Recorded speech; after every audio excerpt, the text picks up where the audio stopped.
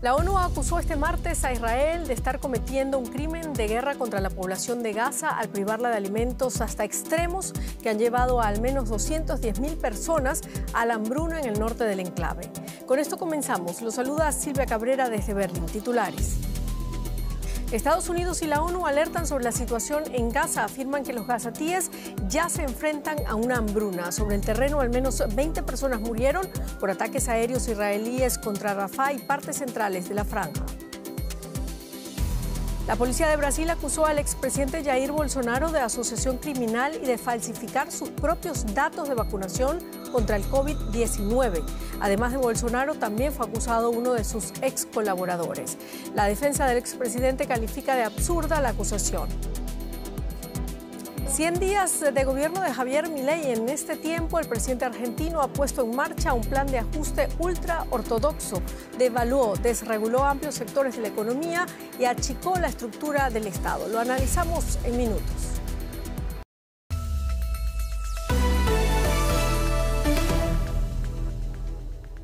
La totalidad de la población de Gaza sufre niveles severos de inseguridad alimentaria aguda. Esas han sido las palabras del secretario de Estado de Estados Unidos, Antony Blinken, desde Filipinas, donde realiza una visita oficial. Un informe de distintas agencias de Naciones Unidas alertó el lunes que 1 de cada 2 habitantes de Gaza se encuentran en una situación humanitaria catastrófica, lo que pone de manifiesto la urgencia de aumentar la entrega de ayuda humanitaria al territorio palestino. Estos niños esperan recibir una ración de comida preparada por voluntarios en Rafah.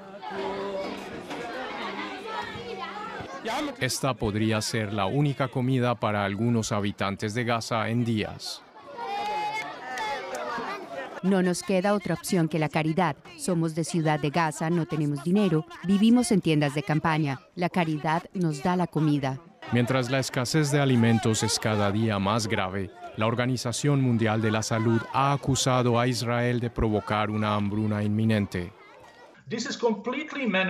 Es algo hecho por el ser humano y es evitable. Necesitamos simplemente más alimentos. Por un lado, porque debido a las hostilidades no hay forma de producir alimentos dentro de Gaza. Por el otro, porque hay un acceso restringido.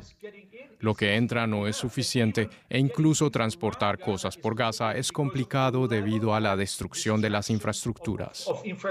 Pese a las acusaciones de que Israel está bloqueando la ayuda humanitaria a Gaza, Israel rechaza estas afirmaciones y culpa a las agencias de ayuda de los problemas de distribución. El lunes por la noche, la ayuda solo entraba en la franja a cuentagotas. La hambruna es especialmente inminente en el norte de la franja. Allí la población sobrevive en tiendas improvisadas sin apenas alimentos. Según un nuevo informe de la ONU, la desnutrición aguda se está exacerbando en la zona. El secretario de Estado estadounidense, Antony Blinken, expresó su preocupación por la escasez de alimentos. Toda la población de Gaza sufre niveles severos de inseguridad alimentaria aguda. Es la primera vez que se ha clasificado así a una población entera. También vemos, según las Naciones Unidas, que el 100%, la totalidad de la población, necesita ayuda humanitaria. En medio de los crecientes llamamientos para aumentar la ayuda, crece el temor de una malnutrición generalizada en toda la franja. Mientras Israel dice seguir preparándose para lanzar una ofensiva terrestre en Rafah, en el sur de Gaza. Y la Casa Blanca calificó como error un ataque terrestre contra Rafah por parte del ejército israelí. El primer ministro de Israel, Benjamin Netanyahu, desafió así las preocupaciones de Washington. Por supuesto, compartimos el deseo de permitir la salida ordenada de la población y asistir a la población civil. Lo hemos hecho desde el comienzo. Pero le dejé claro al presidente Joe Biden en nuestra conversación que estamos decididos a completar la eliminación de esos batallones en Rafah. Y no hay otra manera de hacerlo que no sea por vía terrestre.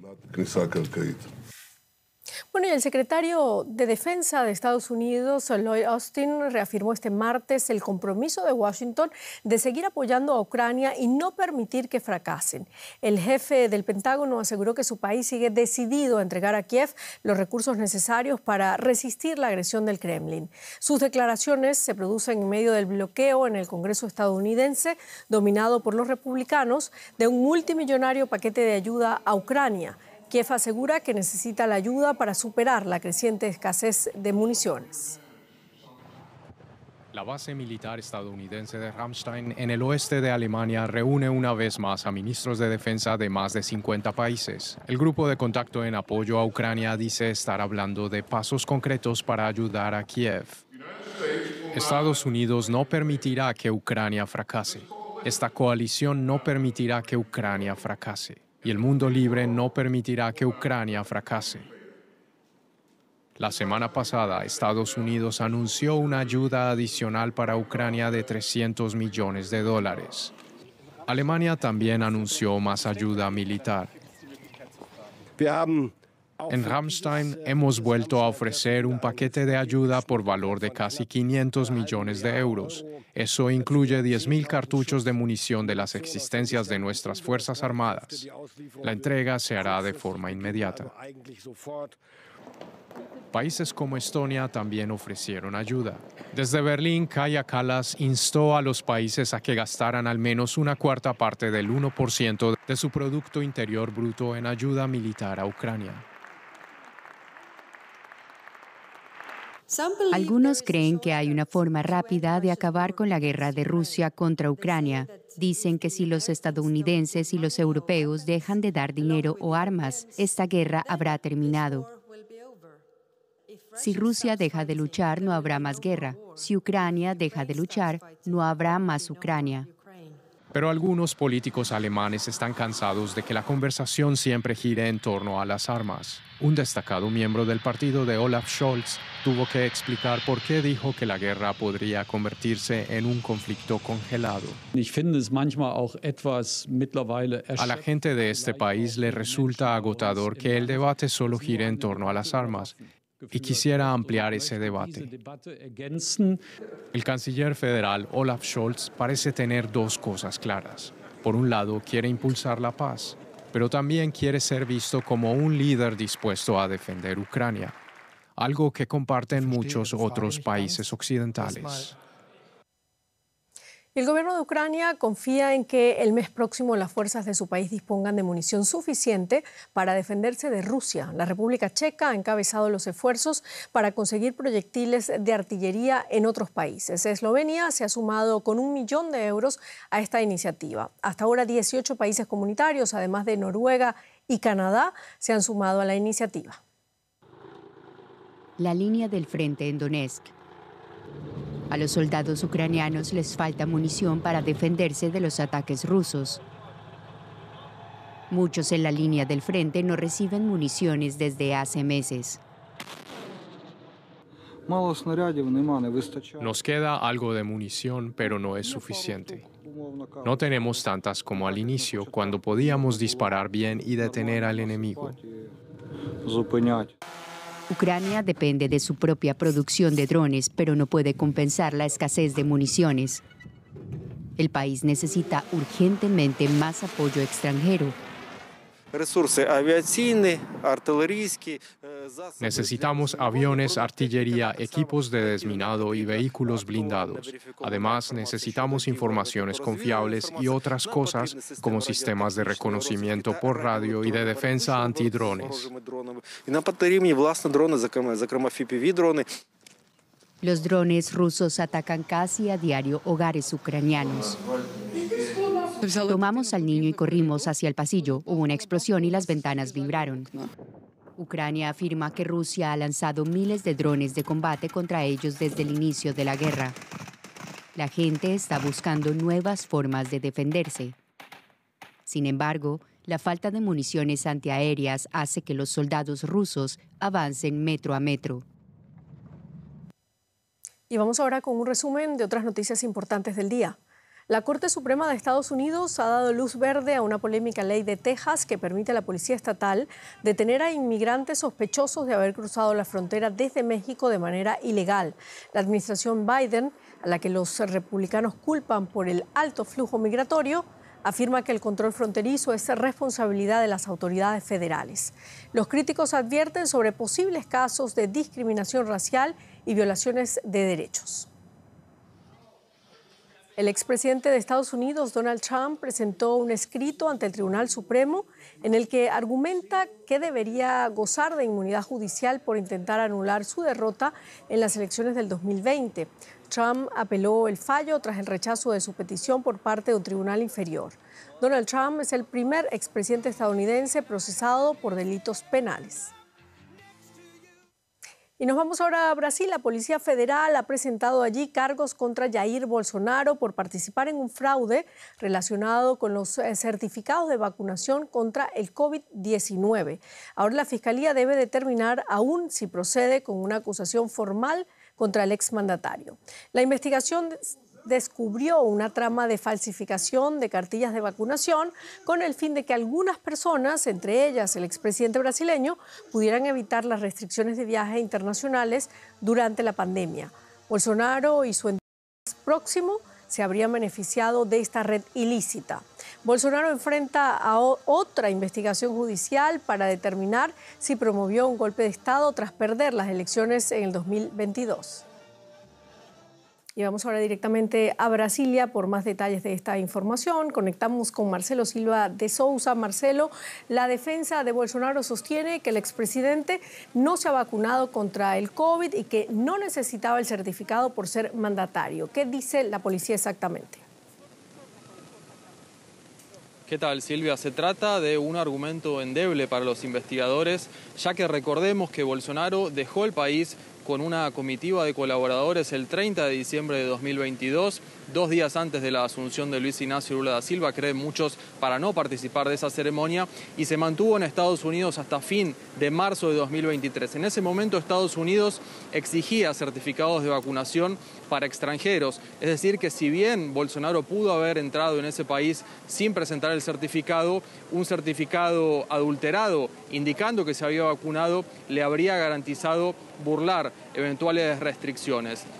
Esta investigación está basada en un testimonio de colaboración premiada de Mauro Cid, su ex ayudante en la presidencia, que brindó a las autoridades mensajes minuciosos, detallados y también coordenadas que la policía utilizó, que intercambió información con el equipo de informática del Palacio del Planalto y de la Alborada, claro, de la presidencia, y pudo determinar exactamente que Mauro Cid y colaboradores accedieron a la plataforma del presidente del sistema de vacunación e imprimieron los certificados en diciembre de 2022 desde la propia residencia oficial.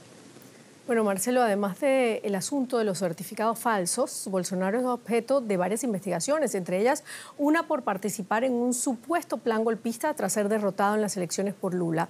¿Cómo avanza esa investigación y qué le espera a Bolsonaro?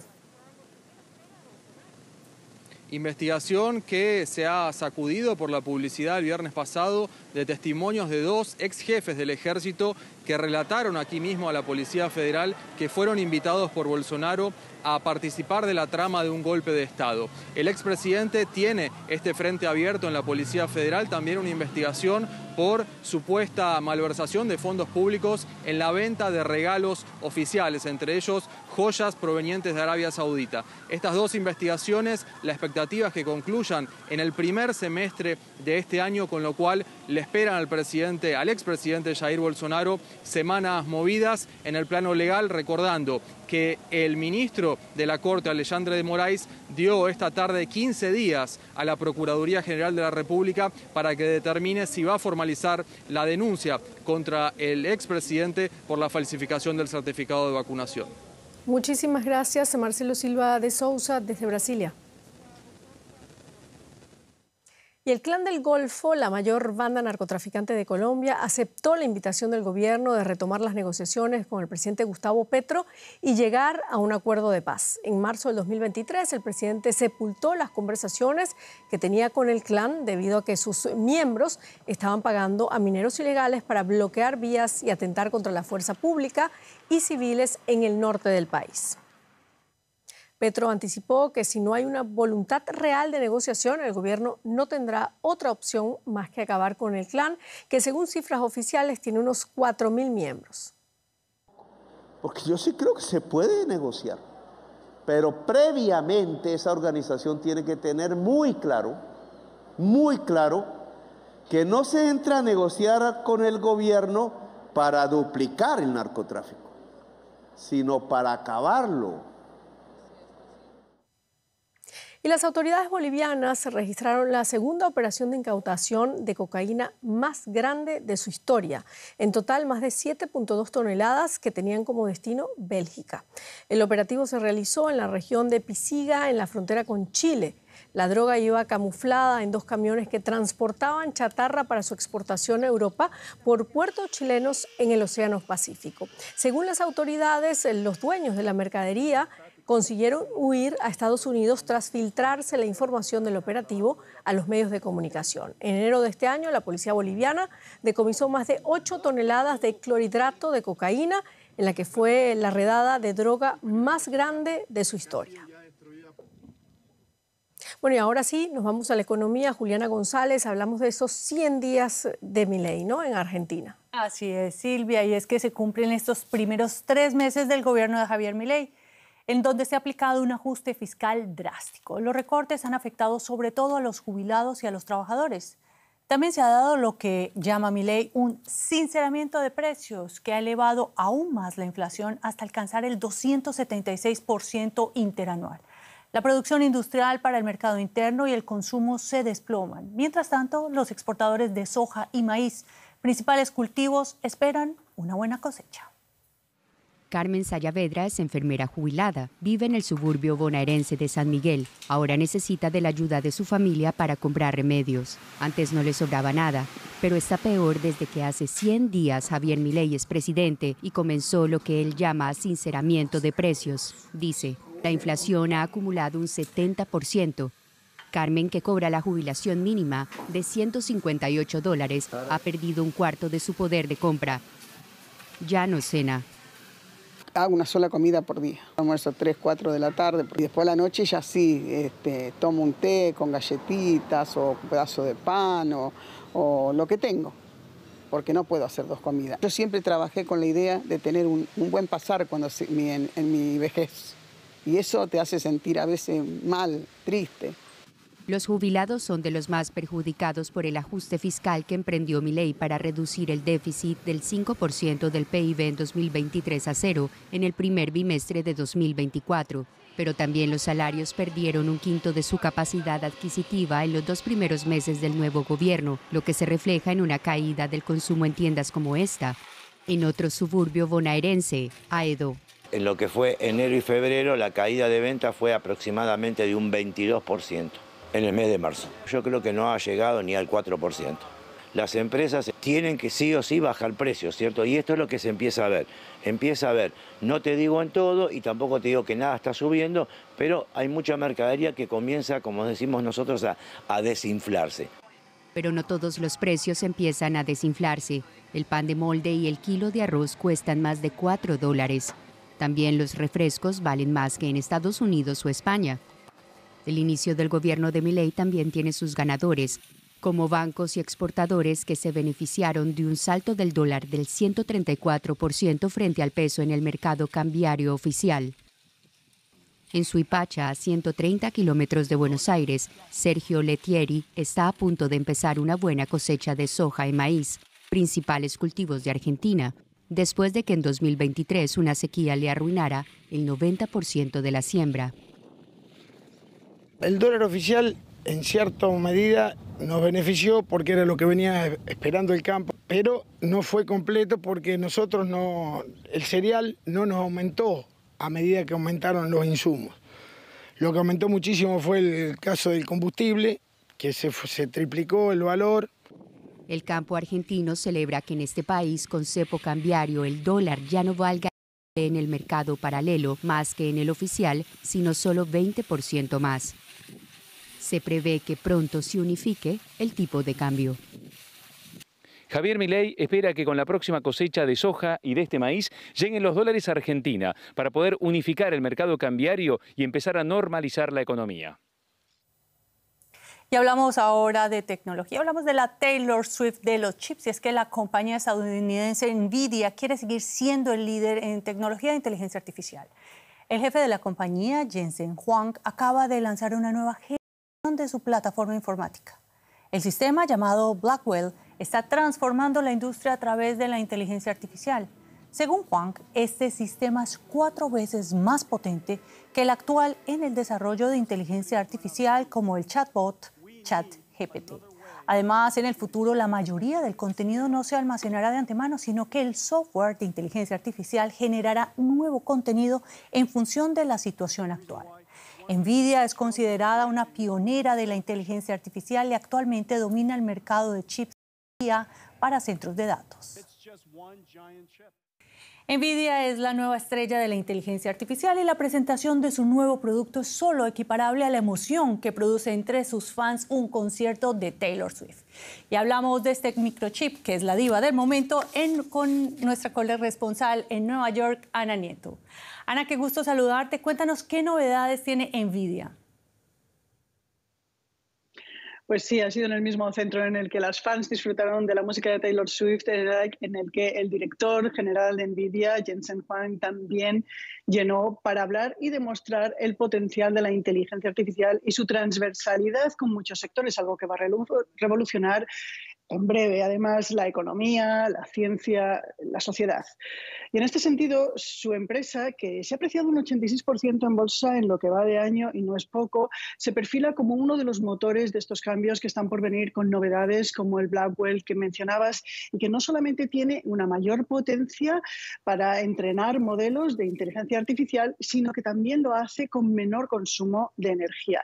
Es algo que multiplica la capacidad de avance de la inteligencia artificial y permite pensar en una rebaja de sus costos, que son de momento aún muy elevados. Adicionalmente, ha presentado el proyecto Groot, un modelo funcional de inteligencia artificial y de robótica que permite hacer realidad la existencia de un robot humanoide multidisciplinar, multicapacitado, que hasta ahora es un sueño de ciencia ficción que también ha provocado bastantes pesadillas entre los autores del género. Ana, y la inteligencia artificial está ahora en boca de todos, centra la mayor parte del interés de las empresas por el futuro que esta promete. ¿Se nota esto en el resto de compañías que no son necesariamente del sector tecnológico? Sí, la inteligencia artificial es una tecnología transformadora y desde empresas farmacéuticas hasta bancos de inversión, el sector empresarial va a tener que hacer una inversión en lo que significa esta tecnología para sus negocios.